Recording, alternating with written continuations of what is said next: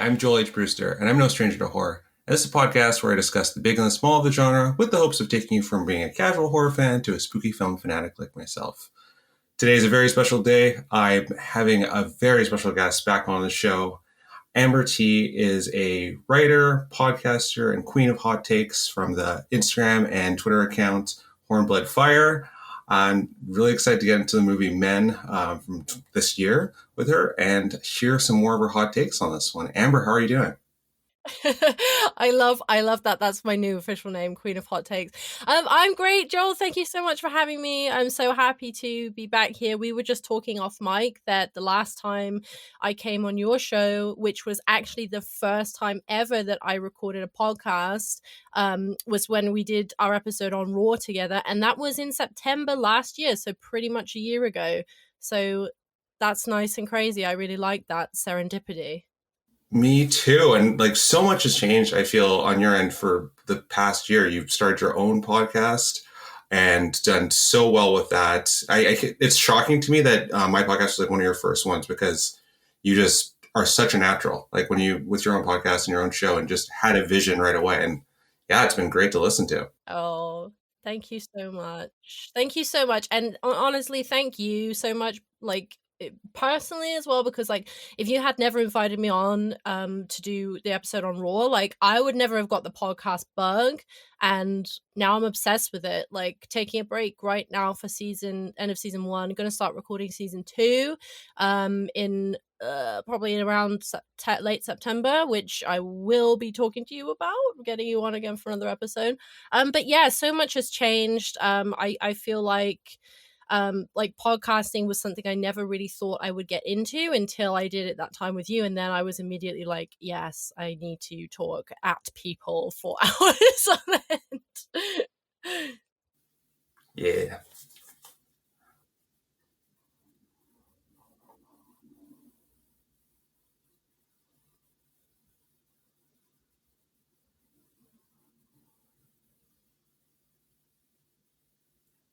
Yeah.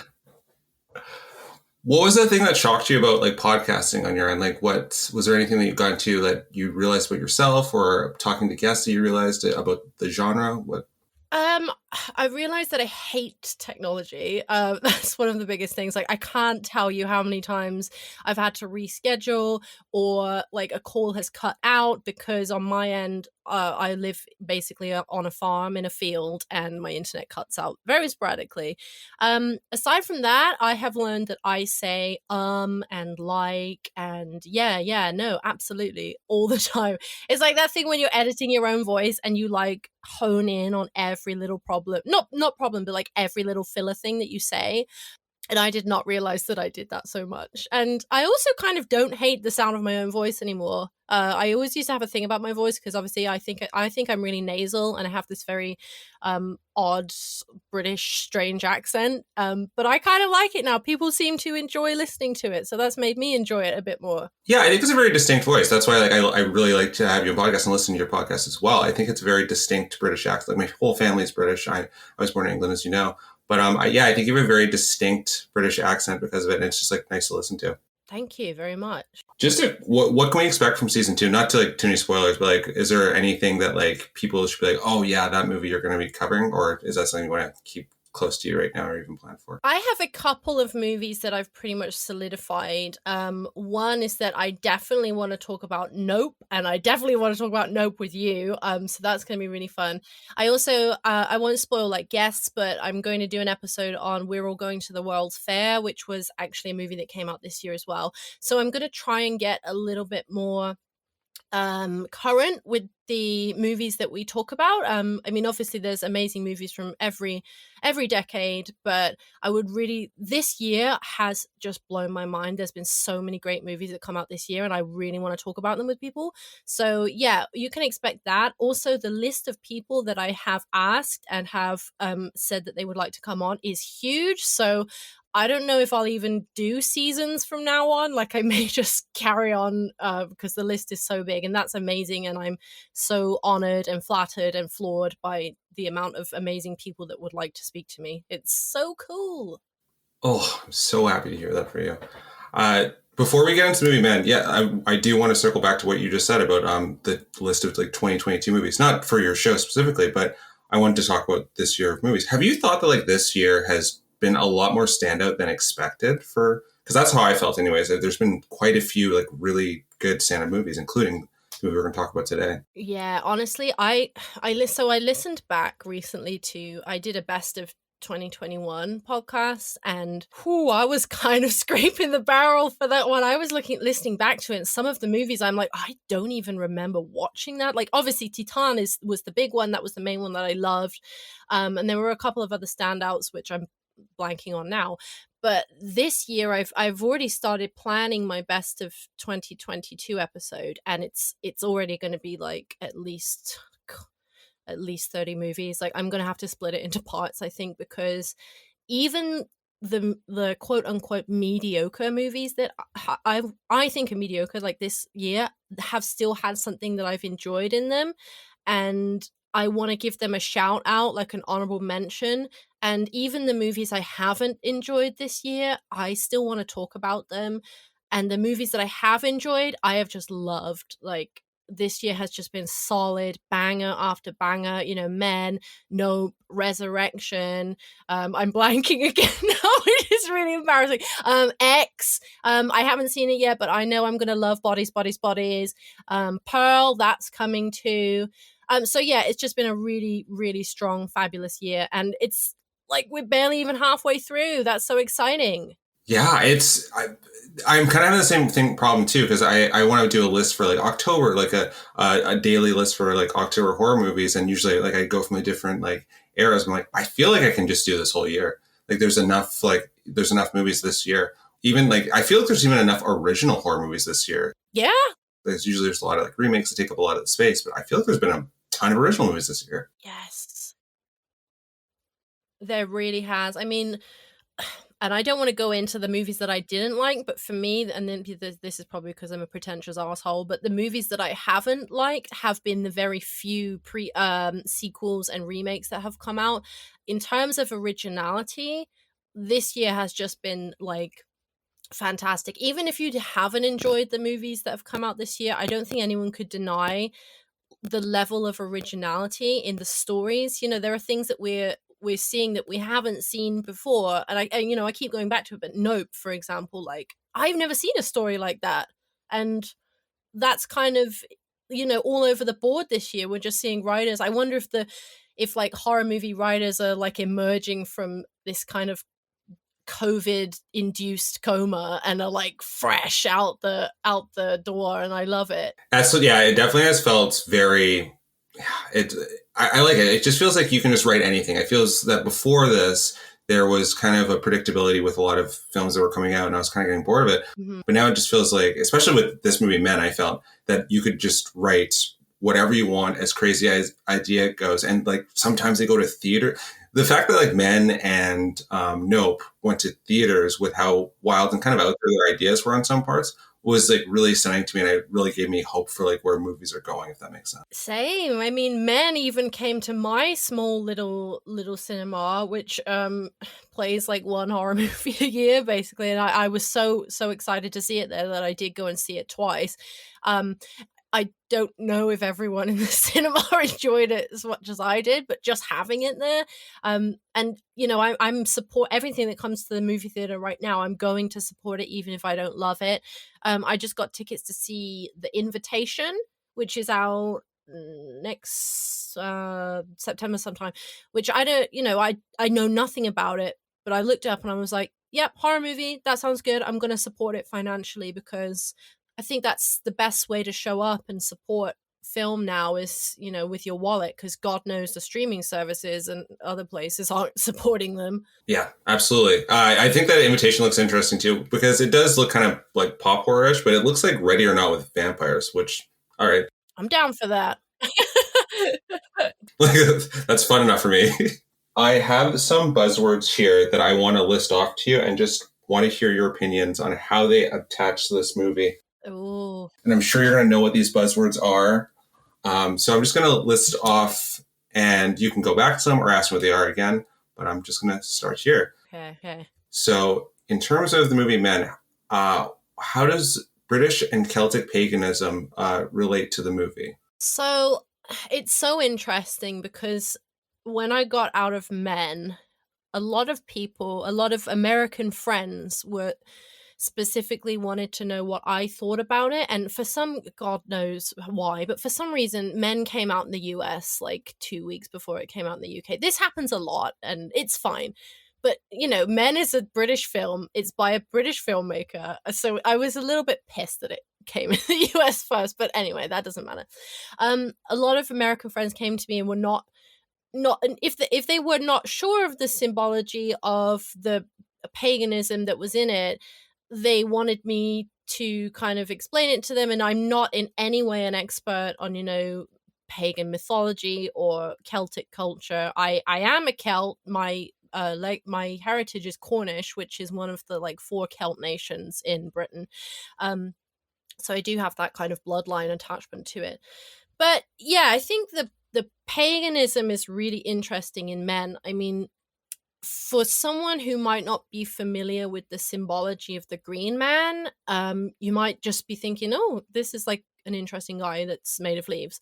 But the Green Man is a really interesting symbol that actually doesn't just appear in like British and European paganism, but all over the world in different cultures in different forms. And he's basically the amalgamation of, nature and man. He's a symbol of fertility. He's a symbol of rebirth. What's also interesting about Men, and I'm sorry, I'm going to go off on a little mini history tangent here. I'm so sorry, Joe. I hope you don't mind. No, this is why I asked. Yeah, no, absolutely. So paganism in Britain specifically has a very, very interesting history. There's Anglo-Saxon England from like the year 400 and before has recorded history of paganism and Christianity. So the pair have existed together for hundreds of years until there were forced conversions, destruction of pagan idols, forced baptisms, and like it has in many countries, Christianity kind of forced paganism into nothingness. It still exists in Britain, and there are still druids and fertility rituals and nature rituals and that kind of thing, but they're definitely more smaller scale. Paganism and Christianity have gone like hand in hand in England for like aeons, and that's why you see a lot of like, obviously Christianity stole a lot from paganism. That's why we have things like Christmas trees, the idea of Satan being like a horned god, lots and lots of stuff, lots of symbols, definitely. So that is why the Green Man shows up in the church, and something like, I immediately, when I watched Men, one of the things I clocked from it was like, oh, this is a film about the dangers of Christian theocracy and the dismantlement of pagan fertility rituals and pagan gods, because we also see that Sheila Nagig, who is a female symbol for female sexuality and reproduction, and Christianity kind of took those and ground them into the dust like they have done in so many countries. So that's why it kind of bothers me when people say like Men only has one message and it's really like, oh, it's so obvious, because I'm like, well, it's not. It has lots of different messages if you just want to read into them a little bit more. Yeah, I agree. And I feel that the second time viewing for me was, because I watched it again last night, and I feel that the second time viewing for me was opened my eyes a lot more. Mm-hmm. First time viewing, I loved it too, but and then it was one of those things where I love movies now that like you can't just watch them the first time, and I really enjoyed that when I watched this first time, I saw it one way, and then I really liked, and then when I watched the second time, I was like, oh, this is a lot deeper. Yeah. Than even than I thought before, when I thought it was really deep.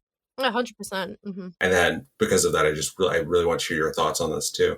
I have another buzzword. Oh, sorry. Go ahead. What were you going to say? No, I was just going to say, like, literally, I've watched Men 3 times now, and last time I watched it, I have a whole new page of theories. So yeah, it is one of those films, and that's why the whole thing, like, oh, it's really obvious and it only has one layer, kind of gets to me, because I personally don't see that at all. No, me neither. One thing I didn't notice, I'm not sure if you saw this, was that like the red walls, did you notice that the red painting continued to go further in the house? I'm not sure if I was making that up in my mind, but No, I mean, I clocked the red. I actually watched an interview with Alex Garland recently. He said the color red was very important. And I actually watched a great video by a YouTuber called The Fake Critic. I'm not sure of his actual name, but I'll link it to you afterwards. And he basically made a video essay about saying how red is a really important color in the film, and it basically represents like violent masculinity, and that's why yeah, if the red does creep in through the house, that would make so much sense. The red is violence. I mean, obviously that it doesn't take a film scholar to figure that out. We see red in the scenes where James is abusing Harper. We see red in Jeffrey's house. We frequently flash back to red when Harper has her kind of visions and nightmares. But yeah, if it does creep in throughout the movie, that's really interesting, and I love that. I hope that's true, and I'm sure it is. Yeah, honestly, I hope it's true too. I'm not sure if I was like imagining it, but I felt like there was more, like the red went, and I didn't go back and look, but I just saw it, like I was like, I feel like that was more, it was only one room, and then it just continued throughout the house further and further. Probably did. Okay, so another words I have written down here is English classism. Ooh. So yeah, this is another thing that it's very interesting, and I feel like watching this film as a British person, and more specifically a British person who has where I live is basically Cotson, the village where Harper lives, which as far as I'm aware isn't a real village. I know it's set in Hertfordshire, which is a real place, but the village isn't real. But the place I live, one of the reasons I was so enamored with Men immediately was I was like, oh shit, this is my home. This is my village. This is where I live. And there is a very, very prevalent theme of English classism throughout Men and England in general. And, you know, Men is set in Cotson. It's this beautiful, lush village. It's green. But everyone is stark raven white there. I mean, obviously everyone's played by Rory Kinnear, so he can't help that. But, you know, there's no people of color in this whole village. That is completely normal for small towns like this. And that leads to a very insular sense of, you know, racism leading to classism eventually. There is actually the scene in the pub where Jeffrey says a slur, which I'm not going to repeat, but he says a slur that refers to Romani people. And that again is a slur. I'm not sure if that same slur is used in the States, but for any British audience, it's when you're watching, you're like, oh God, he said that. And in England, the racism, classism towards that group of people is very much rooted in the fact that these people are from disenfranchised communities and, you know, lower income. These people are travelers. They tend not to have one set location, and they are very much seen by people like Jeffrey as a plague on, you know, the great British society. Jeffrey is 100% a Tory, which is our Conservative Party. I've tried to explain the Conservative Party to American and Canadian friends before. I guess it's like Republicans, and I'm not sure in Canada. I'm not sure what your guys' version is. But basically the Conservative Party. And Conservatives, would be our party here. Call the Conservative Party here would be our. Oh, okay. Well, that makes sense because yeah, maybe you guys use a similar political system for us. But they're 100%. You know, Tories are, especially Tories like Jeffrey, are very old money. They're very much old country house. I saw a lot of things online saying, oh, Jeffrey's the housekeeper. No, Jeffrey owns that house. Like, that is Jeffrey's house. He comes from status and nobility and very much of a mindset that England should be for the English, and a very certain earning level of English people, should we say. Which is another thing that I immediately picked up on in Men. And he had like an aggressive chivalry is what I'd call it, if that makes sense. Like, it was just that, yeah, regardless of what was said, it was just really aggressive in a way that he thinks he's being very nice. And it made me cringe every time, a lot of things he did. But then, I can't remember, I should have written it down, the line that he said that his father said to him at 7 years old. Oh, you have precisely the qualities of a failed military man. That's it. Yeah. And he's like, my father said to me at 7. I was like, well, that would change your life. Yeah. And you know, that makes perfect sense. Jeffrey is the exact encapsulation of... This is why sorry, a little tangent here. This is why I don't think Men is as simple as men are bad. Because Jeffrey is quote unquote one of the good ones until he isn't. You know, Jeffrey means very well. Jeffrey's of that old school, as you said, aggressive chivalry. He means really well. He wants to protect Harper. He wants to help Harper. He thinks she's a child. He thinks she can't look after herself. And it's like the old school sexism. Actually, it's so funny because today in work, where I work, I get a lot of Jeffreys, by the way. I'm not going to say where I work, but it is full of Jeffreys. And I was helping a coworker move a table, and this gentleman was like, "Oh, you're going to have to get a man out from the back. Surely a little lady like you can't do it." And he was laughing, he was smiling. He didn't mean anything harmful by it, but it is harmful. And there's a very specific old style of misogyny that is still very prevalent. And really in your face too. Like I found that like he was very, very much like, you could tell when Harper went to the pub, especially that scene when she was already so flustered, had already had such a day, and he was just persistently just not reading any cues of this person does not want to be spoken to. Yeah, exactly. She does not want your money to pay for drinks. She just wants to be left alone. And he can get that whole interaction at the pub was just, I felt terrible for Harper, like at all. And it was just hard to watch. I found that scene to be very, very hard to watch, which is funny to say because there's a lot of like obviously more body horror in the film, but I found that scene to be like one of the harder ones to visually watch, just for like cringe factor. The pub is one of my favorite scenes because first of all, it has Jeffrey doing the crossword puzzle, which is unintentionally or intentionally one of the funniest things I've ever seen. We're like, come on. Which made me cackle. But then, you know, Harper walks in, and I feel like the pub is a great encapsulation of all the different kinds of men that men talks about. Harper walks in, and there's two very aggressive looking. It goes back to the classism thing I was talking about, because this is a very old word that we wouldn't use anymore, and it's not a slur, but it's not a nice word. And you've probably heard of it before. It's chav. Mm-hmm. Yep. Which is basically a classist word meaning a person of lower socioeconomic status who is, you know, stereotypically violent. There are two male chavs sat in the corner, like neither of them are talking to each other. They're just staring down at each other. You know, there's no emotion, there's no, you know, talking to each other would be gay. But then you get the barman who is just completely like, meh, just nothing going on. Then you get Jeffrey, who's obviously really keen to buy Harper a drink, and just this meaning well but not reading into it. And then the policeman, who just gives me chills, even though he's definitely not the creepiest man in it by far, but the policeman really does freak me out. Same. And I found that like his response and also like the job that he did as a police officer, pretty accurate portrayal of a cop. In my 100%. Pretty accurate portrayal. Like I love how this movie also goes in on not only men but police too, because, you know, there's a female police officer there, and she's just as complacent in it. She's just as complicit in Harper's, you know, not believing Harper. And again, being from a small town, a very, very small town, and having dealt with the police in my town, that's exactly what they're like. And I'm sure they are in huge cities as well. They just, you know, if they can just get the job done and leave, because they don't actually give a shit, you know, they're just showing up for it. And I liked that he included that, because, you know, sorry, hang on, I've got to word this right.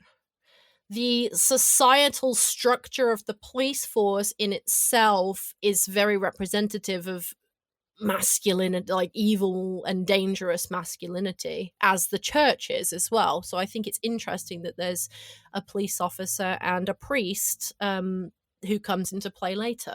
So do I. And you kind of went in a place where I wanted to go to our next buzzword, actually, because you mentioned structure, but I want to talk about structure of cycles throughout the movie. That was another buzzword on. I'm so glad you said that, because that's my favorite thing, cycles.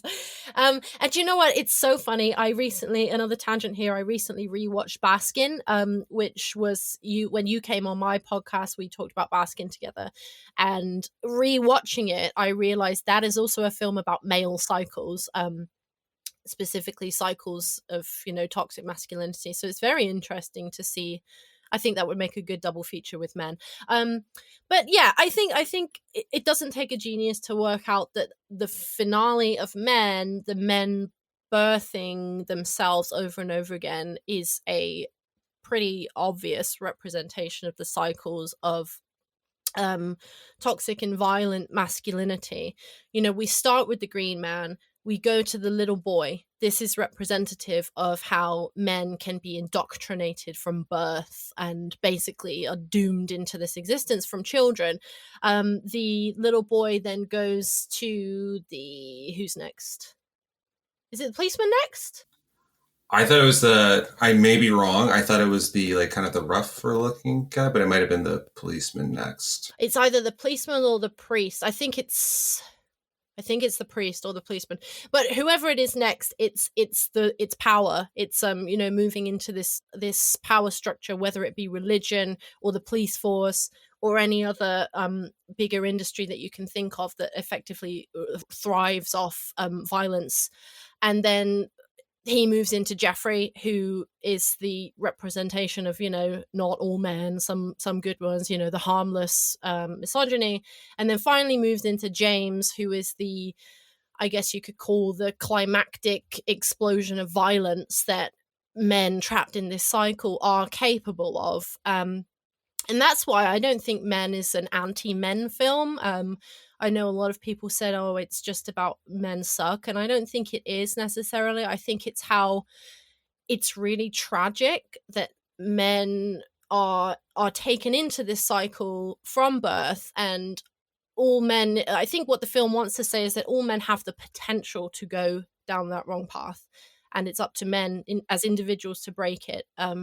To not be taken in, not be sucked in by these power structures, not be sucked in by violence, and not be sucked in by sexism, and release themselves from the cycle, which, thousands and thousands of very good men across the world have done, but a lot of them don't. And I think that's why it's sad, because they don't necessarily have a choice. The little boy doesn't have a choice. He's a child. Mm-hmm. I thought what was fascinating you mentioned this a couple times here, but I think what was one of the most fascinating things about Men, the movie, was the discourse from the movie being released. Like I thought that like a lot of the men's reaction to Men was a movie in itself. Like I thought that was like, I'm like, this reaction to this movie is almost as interesting as what the movie was trying to say. Yes, definitely. I'm like, wow, it's just, yeah. Yeah, I have to say I was disappointed but not surprised by the discourse. And I think Alex Garland probably expected this. I mean, what can you expect when you call your movie just Men? But what surprised me more than men being angry about it was a lot of women were very angry about it. And I do understand. So a lot of women I saw were very angry about it because they said, it's not right for a man to tell this story. And I understand that. I do think there are valid points in that. Yes, is it okay for men to talk about and show violence against women? It sometimes can be very exploitative. Do we need men to speak for us? No. But then on the other hand, I think, well, here is a man, Alex Garland, who is a man of great privilege and great power within the filmmaking industry, and he's using his voice as a man to call out misogyny and to call out sexism. And this is really what a lot of women, myself included, have been asking of men, is to use the space that you're given, that a lot of us aren't given, to, get your other men in check. And that's why I don't think that it's a bad thing that Alex Garland did tell this story. In fact, I think it's a very good thing, because I think if a woman had gone out there with this movie, she would have it would never have got off the ground, for one, because it would be smeared as complete misandrous trash. But I think that Alex Garland has as much of a right to tell this story as anyone, being a man and being himself in the cycle where he has the potential to end up like James or Jeffrey or the priest or any of them.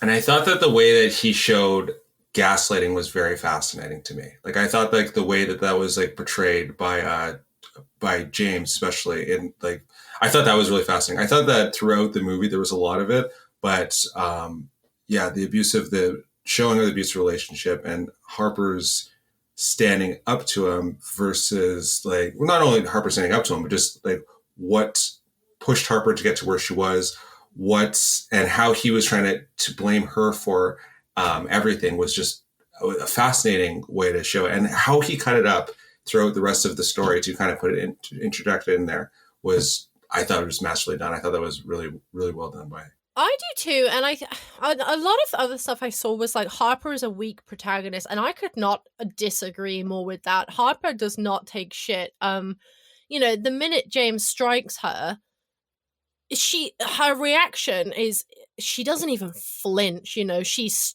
kicking him out straight away. She's screaming at him. You know, she's asserting herself as a person and as a woman. She doesn't hesitate. She doesn't blink. James is gone from her life.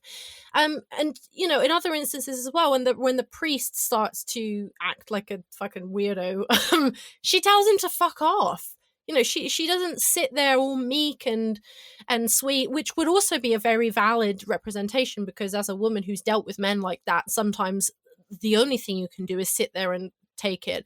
But she doesn't, and she defends herself, she protects herself, and she, depending on how you read the ending, she releases herself from the cycle.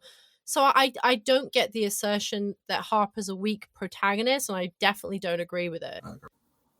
I don't agree with it at all, and I really, really, really do not understand where anyone would be coming from with that, because yeah, I think that I thought she was just so real. I found a lot of her, how fed up she was to be just very real on screen, and just, I thought the only thing that of her throughout the movie that was kind of more fantasy element was some of her outfits throughout the movie that I thought were just so perfect, though. But like, I thought they were just like fantasy element because they were so cool. Yeah. But outside of that, I feel like her character put in this were so real. I loved her little pink dress. So much. Yeah, and like I said, she's so real. Like, one of my favorite parts of Men that doesn't get talked about because it's very subtle is at the beginning when Jeffrey asks her, he says, "Can you play the piano?" And she goes, "No." Yeah. And then later we find out not only can she play the piano, she can play it beautifully. And I'm sure every woman listening has been in a situation where a man has asked you if you have a talent, and it's easier just to say no, because if you say yes, one, they're going to want to see you do it, and it's like, I don't want to perform for you. Two, there's the expectation that no matter how well you do at it, you'll still never be as good as this man thinks he is at it. And three, there's just something, you know, you just don't want to be watched doing it, especially not by a man you've just met. So yeah, little things like that I love Harper, right? I love her character. Jessie Buckley is an absolutely fantastic actor. So good. She's so good. I mean, not many people could stand aside Rory Kinnear playing like 8 different men, but she absolutely killed it. I thought she was fantastic. I thought she was so good. That kind of brings me into this next question. Do you think that this movie should have, not that even really matters, do you think that this movie should get some Academy recognition? And if so, which parts of it do you think should be nominated if they were going to nominate anything for an Oscar for this film? I do. It won't, but it would be nice. I mean, most obviously, I would say Jessie Buckley definitely deserves some kind of acting nomination. Rory Kinnear 100% does, because Rory Kinnear plays this role of the thing, whatever it is, the man, so well, because every single man in it is so individual, and yet you can see the consistencies. You can see Rory Kinnear in all of them, which perfectly fits into the film's theme that men are essentially the same being. I also thought Papa Esidu as James, I know he wasn't in it for very long, but his performance really damaged me, because he was so aggressive, but he also had this vulnerability to him. And I'm not in any way defending James. James is a piece of shit, but there was a deep sadness to his character that especially came out at the end when Harper asks, "What do you want?" and he says, "Your love." And I fucking started crying at that, because I just think he played it really well. He played this horrible man who's been sucked into the cycle, inevitably ended up violent and dead. And it's sad for Harper, because as a woman, she's expected to shelve all of James's hopes and dreams and desires, and your love is all that can save me, and it's just so tiring, it's so exhausting. So yeah, I think acting wise, anyone could go up for it. I think in terms of special effects, the birth is obviously amazing. One thing my only tiniest little beef with Men is that I would have liked to see a bit more practical effects. I don't know how practical that is. But like the hand, for example, the split of the hand might have been nice to see like a practical effect there. But that's just me being, a bit pedantic about that. I thought like score would be another one I would give it to. And back to like the clothes, the fashion I thought was just like fantastic throughout the film. I thought that and also it's funny that you brought up Roy Kinnear as like playing different multiple different roles. My wife actually didn't catch, and she was like obviously paying attention to the movie. She's like, "Why does that little kid's face look weird?" I'm like, I don't know if you're kidding or not right now. And she's like, "No, what do you mean?" I'm like, "What do you mean? Why does his face look weird?" She's like, "I don't. What do you mean?" I was like, "Okay, I won't bring it up again." And then like, we were watching like further on. I think it was the pub scene. I was like, "Do you get what the kid's face looks weird yet?" Oh, like, wow. I had to pause it. I looked at like what time. I was like 55 minutes in. But that's so amazing, because like for her, she like the fact that she was like, oh, there's something not right about that kid's face, but like couldn't place it. I think that's the exact thing they were going for, because his face does look fucking weird. 100%. I thought that was because I was like, yeah, maybe like a lot of benefit to it. Like I obviously the trailer, I did like watch like was obsessed with like this movie before it came out and stuff like that. She kind of went in very blind, and I was like, yeah, I guess if you're kind of just kind of like just pay attention to the story like really deeply, like it. And she's like, yeah, I kind of just thought he's like, she's like, she grew up in like parts of like Europe too. She grew up in Switzerland, but she goes, yeah, I don't know, a lot of guys look the same, so I just kind of thought it was one of those things where the guys kind of look the same. Like, that's fair, I guess. That's fair, I guess. I mean, that's how people look in small British villages. That's pretty much the level of uncanny strangeness you're going to get from us. So out of Roy Kinnear's characters, what was Jeffrey your favorite? Was that your most favorite, like, despicable character that he played, or was there another one that was like your? Jeffrey is maybe my favorite character of the year, but I think my favorite character in terms of pure insidiousness is the priest. And the priest's scene in the bathroom is one that I have gone back to multiple times, and literally only today have I understood it. And I say understand quite loosely. So in the scene, he quotes a poem by W.B. Yeats called Leda and the Swan. And when I first watched this, I had no idea. I was like, okay, this guy is just, talking weird. He's an old British priest. It's fine. But Leda and the Swan is a poem about the Greek myth in which Zeus takes the form of a swan to rape a woman, Leda, a human woman. And that results in the birth of Helen of Troy, which obviously results in the Trojan War and like the destruction of Greece and Troy as we know it.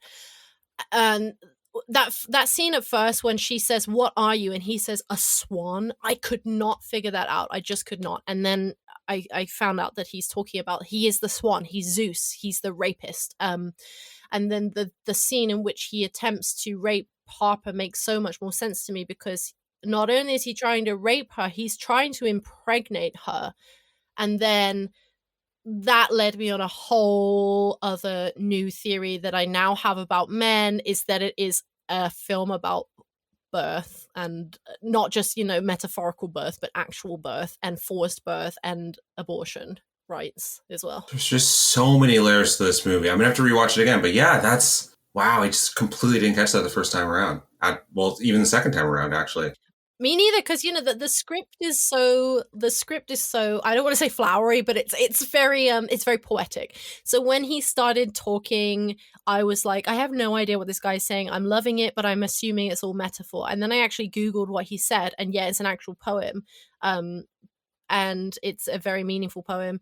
And yeah, it led me on this whole other path, and now I'm convinced, and I will go off on a tiny tangent here, and if you want we can come back to it, but now I'm convinced that Harper was either pregnant and had an abortion, or did not want to be pregnant and James wanted a child.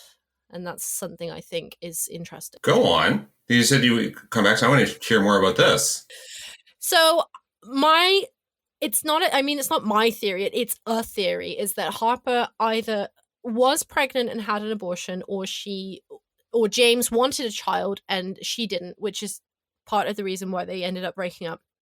And symbolically, there are a couple of things that kind of demonstrate that Harper has made her body kind of an inhospitable place. I mean, I tend to go into everything when I analyze a film. So Harper drinks black coffee, for example, and even though Jeffrey offers her English tea, she goes for black coffee.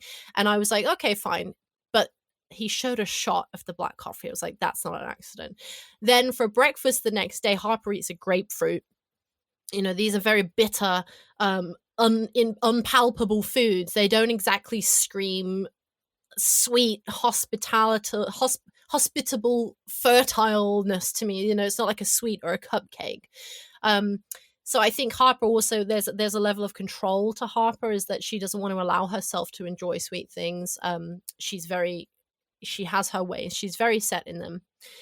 But then furthermore, I got to thinking about the scene where the Green Man blows dandelion seeds in her face. And suddenly it hit me that they're seeds. They're like sperm, basically. Right.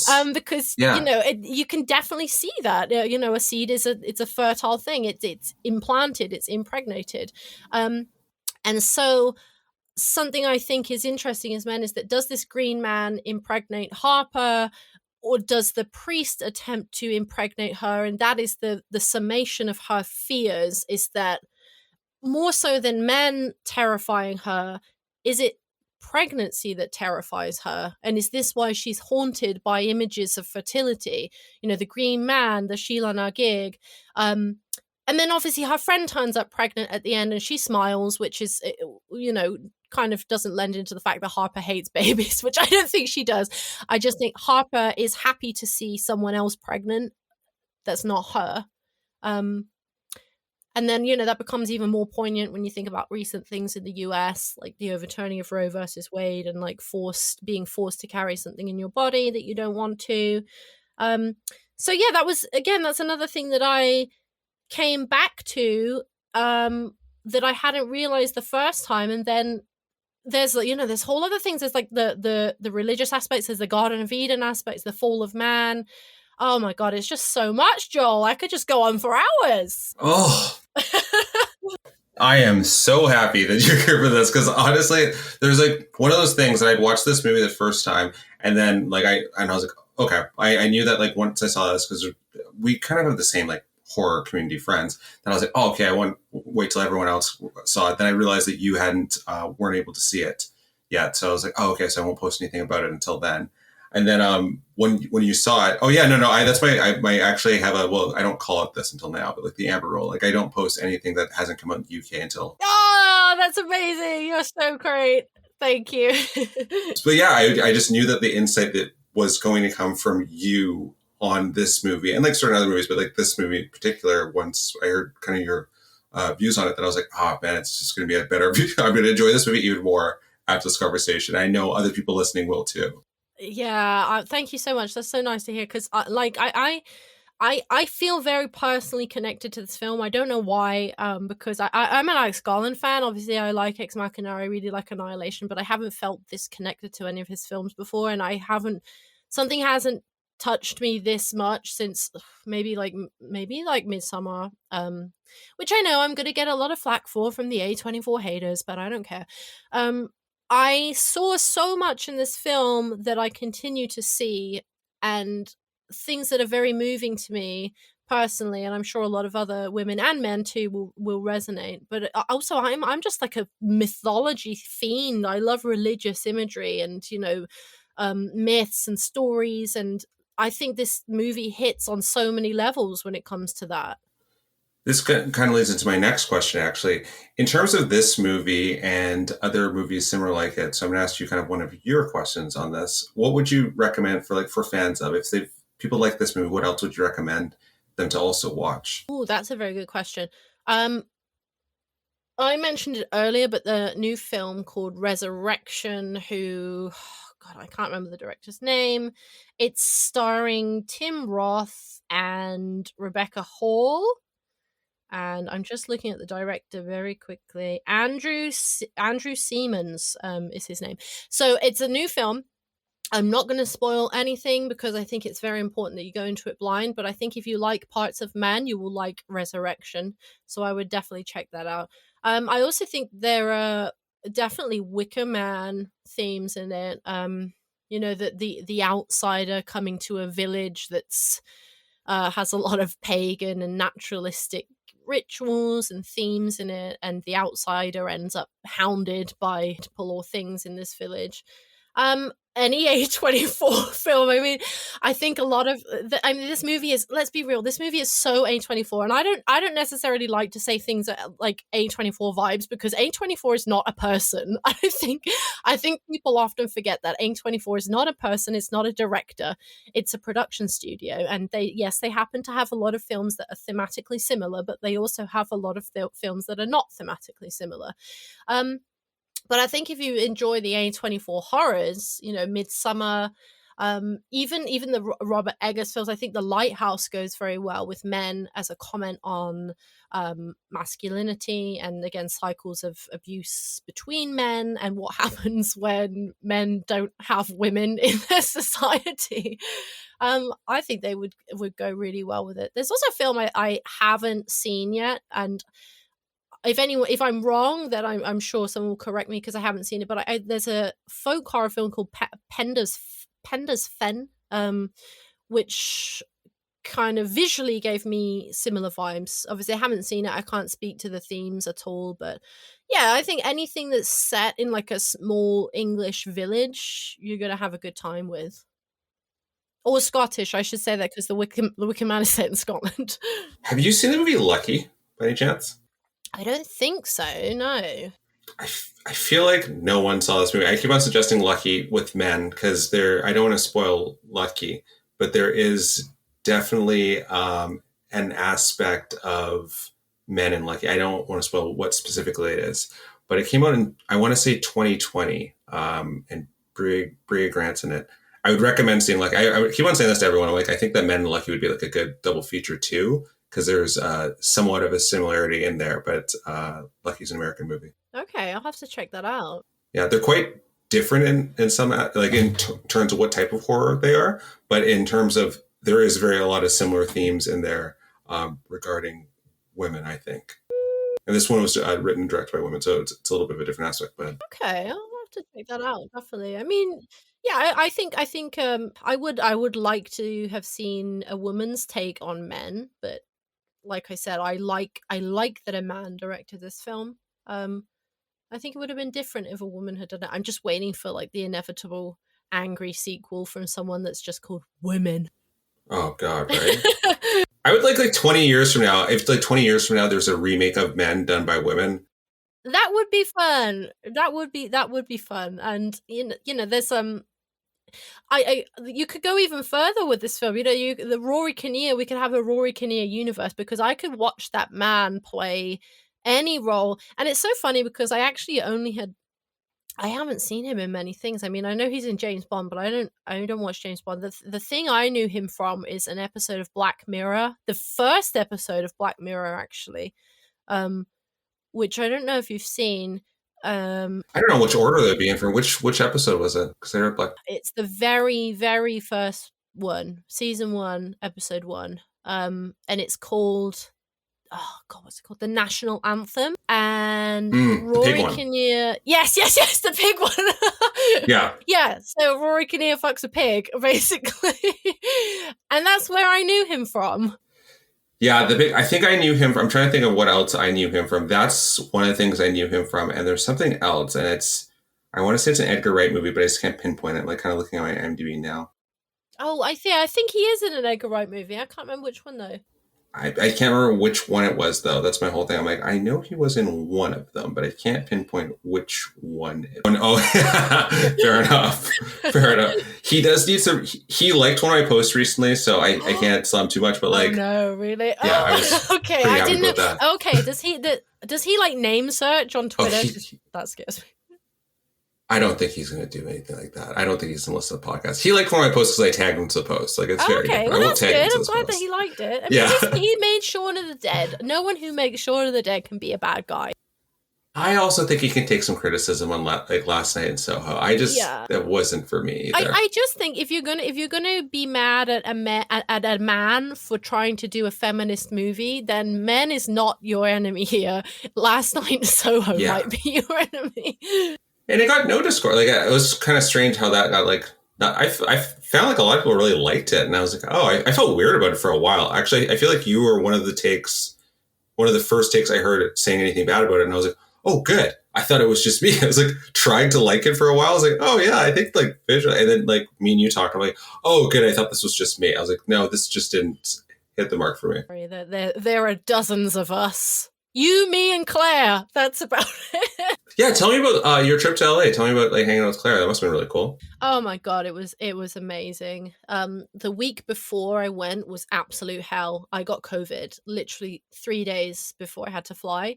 And it was bad as well. I mean, all COVID is bad, but I was very symptomatic. And I had to cancel the whole thing and push everything back by a week so that I could recover and make sure that I was testing negative for the flight, which I was on the day before. So I was cutting it thin to do.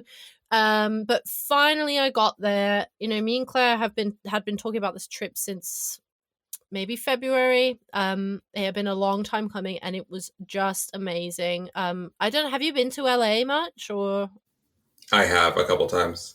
Yeah. I mean, for me, as someone who's not North American and who, you know, has only really seen LA and America in general, I've only seen America in movies and TV shows, and I don't want to sound like cheesy, but it was just like the movies. I mean, we had a very nice time, and obviously Claire took me to very nice places because she wanted me to have a very nice experience. So I'm sure there are parts of LA that aren't so wonderful and you know, have problems and issues that I didn't see. But what I did see was amazing. I'm obsessed with Claire. She is just like the best. I mean, you can tell what Claire's like through her Instagram. You can tell she's funny as hell. She's sweet. She's so nice. And I know you've recorded with her.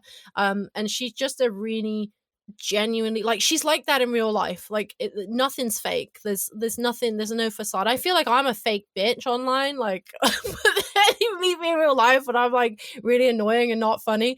But she's just exactly the same. She's lovely. And we had such a good time, and it was like I didn't tell a lot of people that we had never met before because I didn't want people to be like, oh yeah, you're meeting someone off the internet, you're gonna get murdered.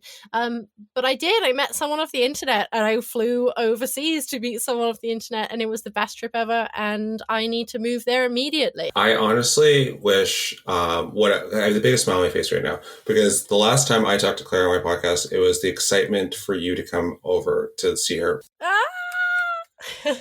So like I have this like now this beautiful friendship just like encapsulated in 2 episodes, and I just love it so much. So there was an episode of like the before the trip and her saying all these wonderful nice things about you and how excited she was, and now I have this, and I just feel great things about 2 people meeting, and I'm so happy that both of you had such a good time. It looked like it was Thank you. So much fun. It was so lovely, and we did like Claire aside, like she's my favorite thing, but LA and just like I met so many other amazing people, like a lot of other amazing people from horror. I met Vanna, who is on Instagram, the Horror Hellion, who is an absolute fucking superstar. She's amazing. Loads of other cool people as well, and we did loads of cool horror stuff. Like we went to the Mystic Museum, we went to Slashback Video, we went to Icons of Darkness, which is like oh god, I'm blanking, like a movie exhibition, like a genre movie exhibition, and that was really cool. I got way too high California's very strong weed. And I ate myself into a coma on amazing fast food and great American food. And then I came back to England and I came back to the village from men and I eat sad food and I'm sad. Aw. Was the food portions are ridiculous too, eh? Oh, insane. I mean, everyone I knew who'd been to America kind of was like, you need to prepare for the fact that you're not going to be able to finish everything. Well, I finished everything. Awesome. And Claire was like, oh my God, I can't, like, we went to this diner and I ordered this, like the whole shebang, like pancakes, bacon, sausage and eggs. And I fucking cleaned it. Like I can eat, I can go, I put on a fair amount of weight. It's whatever. It's a vacation. That's awesome. Exactly. Are you already planning your next trip back? I think, well, I hope to get back there one day, but I think Claire wants to come here next. So the funny thing about Claire is that one of the things she loved, because she loves men as well. Me and her, like, the minute I got out of Men, like, I called her and we spoke about it, and we didn't get the chance to watch it together, sadly, because we just had too much going on. But she loves The Village, and I was like, girl. And I went outside and just took a picture of like my backyard and sent it to her. And she was like, oh my God, you live there. So yeah, hopefully she can get to, I know that her and another friend want to do like a little Europe trip and maybe like, I don't know, Germany, France, Italy, the whole Euro thing. So that's easier for me to get to than LA. And honestly, I don't know if I can afford to go back there for a while. So expensive. Oh, it's so expensive. The tipping got to me. Like obviously I tipped because it's, you know, you have to, but I just wasn't used to it. No, and it's funny with the tipping too. I remember the last time I went to Switzerland, I stopped over at Heathrow and I was like, oh, okay. Like I kind of forgot that like you don't tip in England. So I was like, oh, okay, I went to take out my money. And I remember the server said to me, it's like, you Americans are always trying to tip. I was like, not American, but yeah, sorry. He's like, yeah, we don't want your tip. I was like, okay. Well, like just got scolded. I was like, okay, sorry. That person's a weirdo. First of all, sorry, because we do tend to mix up America. But they're also like, I used to be a waitress and I fucking loved getting tips. Like it doesn't happen a lot, but when it does happen, it really just makes your day. Cause it's like, I mean, but we were always happy when the Americans and the Canadians came in because we were like, right, I want this table because I know I'm going to get lots of money from them. But yeah, no, that's really nice that you did tip because, again, you don't have to, but it's nice to do it and we like to receive. Yeah, he aggressively did not take my money. He gave it back to me and it was like I got scolded. That's weird. Oh, maybe I think some places have like a policy where you can't, but where I work, yeah, it was in Heathrow, so I'm assuming that they probably have like. Yeah, probably. Don't. That'd be weird though. I thought they would be like because they have so many travelers that they'd be okay with it. But yeah, that guy. Maybe not. I mean, Heathrow's okay. He kind of reminded me of Jeffrey, which was kind of funny. Oh, really? Yeah. Well, that's the thing. I mean, you know England. You know that Jeffrey is one of the most accurate portrayals of a very, very specific type of English person. And Harper even says that. She says something like he's a very certain type. And my God, if you came to my village where I lived, you just spend a day, you would be seeing Jeffreys left, right, and center. You wouldn't be able to hold him back. Yeah, I feel like Jeffrey and the cop were like the most. I'm like, oh yeah, those are completely the most accurate portrayals. I mean, they all were, but like, yeah, Jeffrey the cop. I was like, the cop was just like such a every cop everywhere cop. I'm like, yeah, that's pretty accurate to everything. Even the police report, I'm like, yeah, that's pretty accurate. That you let go of a person that was stalking this woman. Okay, yeah, that's fair. Oh yeah, 100%. I have one super quick question for you.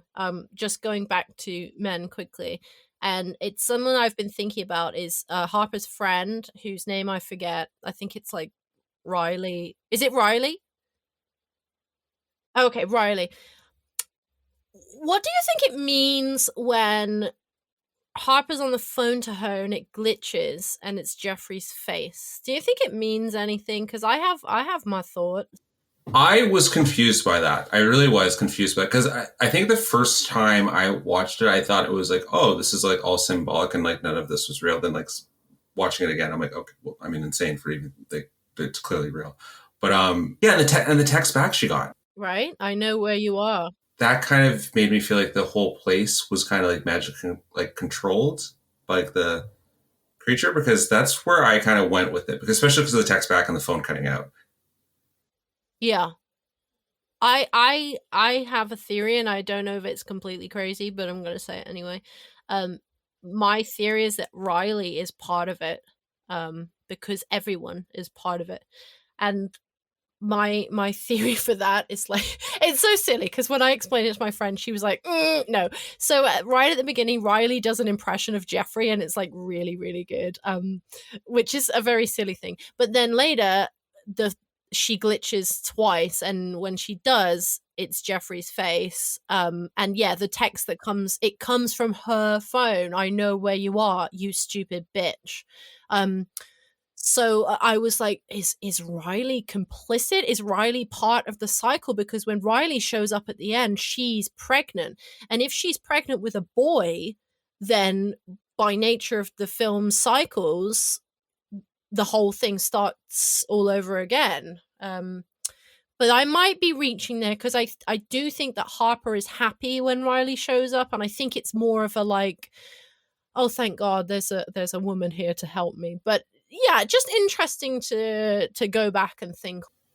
I mean, that does make a lot of sense if Riley is kind of part of it. And yeah, because did she even get the address? She did send the address in the end. She did like I think she does, and it's not just that men are in this cycle, because we see that the female police officer is also complicit in it. So yeah, is it everyone? Is it everyone in Harper's life that is in any way connected to her, and by proxy to James is in the cycle? I don't know. That's why I love this film, because much to, in the words of Billy Ray Cyrus, much to think about. very true. Yeah, it's what. Yeah, this is a movie you can watch over and over and over again and just like pick up something else. Yeah, I'm desperate to get I think it just released on Blu-ray this week. And an annoying thing is no one's done like a cool release, like no one's done like a cool steelbook or a cool slipcover yet. I'm hoping that A24 might get their ass in gear and do something cool with it, but I don't know if they will. They're very digital friendly, that I feel that if they were asked, they would do it. Yeah, like I feel like if they got would. enough like hype for it, they would definitely do it. I mean, they released the vinyl, which looks really cool, and I think I'm going to pick that up, but I would like a really cool blue of it with like a slipcover of like the Green Man's face or something. I don't know, but I will be getting my hands on it hopefully this week in whatever form. Yeah, what I want to get some like, because I want to get like a horror T-shirt with something to do with from this movie, because that's like my collection is like horror based like T-shirts. So I definitely want to get something from this movie, and Nope as well. Cool. Yeah. Oh my god. Oh, so Nope has. I want like a Gordy's. I'm not going to get into Nope. No spoilers, but I do want like a. Oh, me too. They have so much stuff. Like every outfit that was in that movie, I was like, okay, I want that. Like I want the merch from like the Hayward Ranch. Yes. Like I want that so bad. Yes. Like release it all. Yeah, like, I Emerald's want that all. Jesus lizard shirt. Oh my god, she is my favorite person on earth. But like everything she wore in that movie, just chef's kiss. She was so good. I won't get into too much of that on here, because if we're gonna possibly do it on your show, I don't want to. Yeah, let's save that. Yeah, let's save it. All right, Amber. I'm gonna let's, if you want to wrap up here, before I let you go. What movie are you most excited to looking forward to? And I know you're saying you're going to watch Invitation next, but is there anything else that you're like, this is the next movie I need to see outside of Bodies? Ooh.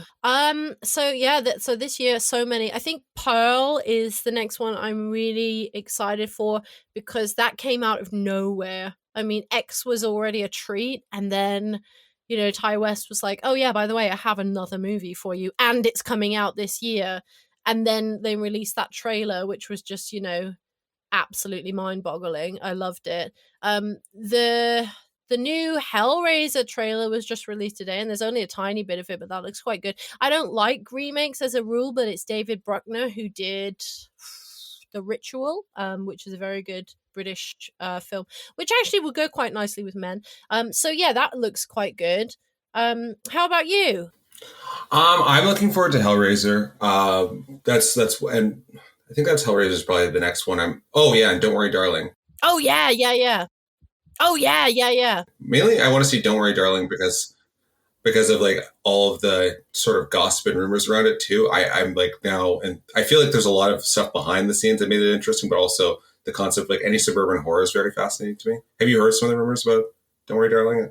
Yeah, I find that like strange and some of it unbelievable, some of it believable, but like either way, I just think that there's this weird Hollywoodness behind the scenes that makes it like a very iconic Hollywood-esque story. And then the cast also just makes it this like very iconic Hollywood story. And then the movie itself has this kind of suburban look to it that I feel that we won't know everything about this movie until like a year from now. So it's this weird movie that has a mystique to me that I'm like, I really need to see if it's stuck landing. I want to see like every aspect of it. But yeah, I think everything about that movie has been fascinating. Yeah, it feels very meta, I will say. And, you know, a big fan of Miss Pugh. She's looks like it's going to be another her screaming performance, which I'm very much excited for. Yeah, I love suburban horror. So any movies that take like that kind of take a shot at how creepy the suburbs are, I'm always in for. Like thinking of Vivarium, that was the last one I kind of saw that took a shot at that like aspect of the suburban life. I like like the darkness behind the white picket fence is always a very, very prime place for horror. And did you see the TV series Them? No, I haven't. Honestly, I'm really bad with television shows. I haven't seen Brand New Cherry Flavor, but I listened to your whole episode with Claire. So, and I will still watch it, but I had no idea what you guys were talking about, and I was like, yeah, love it.